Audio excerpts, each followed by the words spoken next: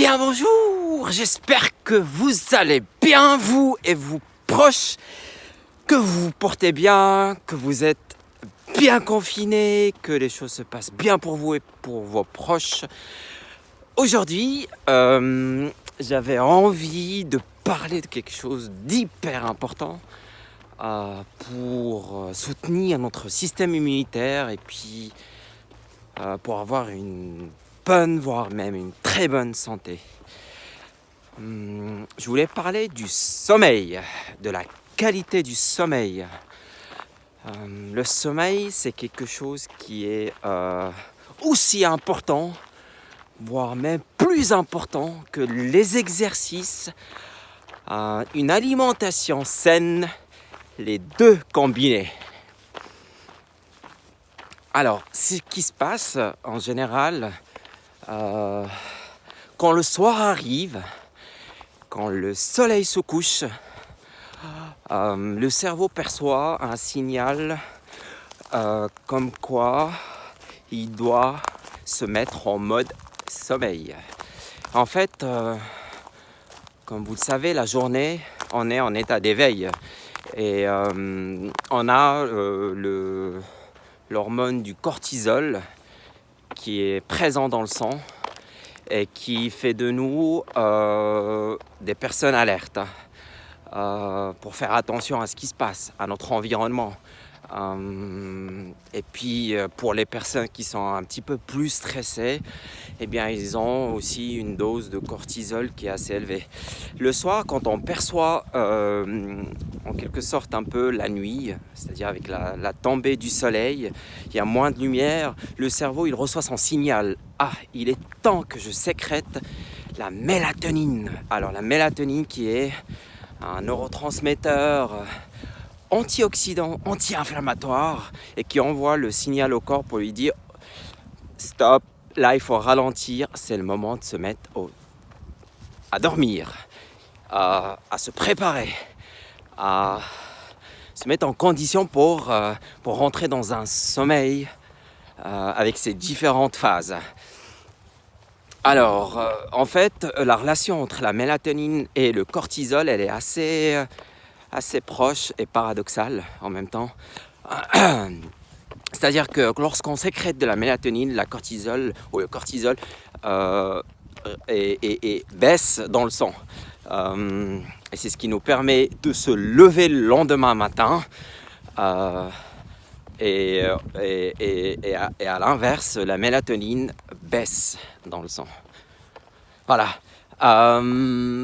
Alors, qu'est-ce qui se passe pendant le sommeil? On rentre en quelque sorte dans 3 phases de sommeil la nuit. La première phase, c'est le sommeil réparateur, le sommeil profond. En général, c'est quelque chose dans les études scientifiques, on a vu se passer dans une plage de 10h le soir à 2h, 3h du matin. Ensuite, on va être dans un espèce de sommeil qu'on appelle léger, quelques temps après. Et puis au petit matin, entre 3h, 6h, 7h, on va rentrer dans un autre sommeil qui s'appelle le sommeil paradoxal. C'est le sommeil où on rêve. C'est le sommeil où on va consolider notre mémoire. C'est le sommeil qui va nous permettre de consolider les connaissances et le savoir qu'on a acquis dans la journée. Ça, c'est le sommeil paradoxal, le sommeil profond. Sa fonction, c'est de permettre au corps de se mettre en mode nettoyage.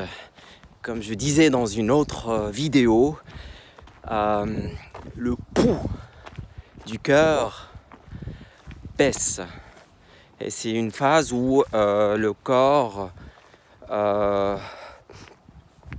va identifier toutes les cellules à réparer, toutes les cellules à détruire. Il envoie une armée de cellules souches qui vont permettre de remplacer les cellules en état défaillant. Donc le sommeil profond, il est hyper important.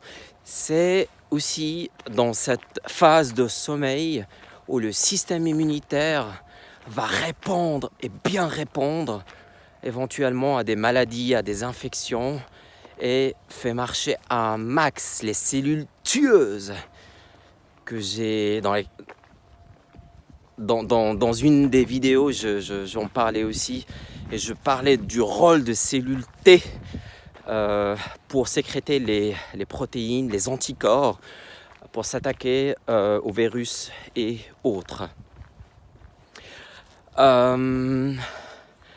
Tout ça, c'est très important. Donc, de bien dormir, d'avoir une bonne qualité de sommeil, ça compte énormément. Si vous me dites que vous faites des exercices, que vous faites beaucoup de sport, que vous mangez sainement, que vous avez très peu de glucides dans votre régime et que vous ne dormez que 2 heures ou 3 heures la nuit, je vais envie de vous dire, recommencez à zéro. Ça ne sert absolument à rien. Il faut compléter par une bonne qualité de sommeil. Donc on parlait de glucides, le sommeil profond, il joue aussi un rôle important pour réguler le taux de glucose dans le sang. Voilà, donc c'est très important, ces 3 phases de sommeil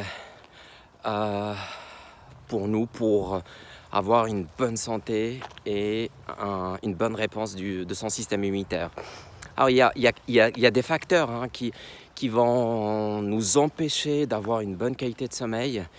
Le café. Alors vous me dites oui, mais moi je prends un café le soir, ça ne me fait rien. Ok, comment on peut savoir si ça ne nous fait rien?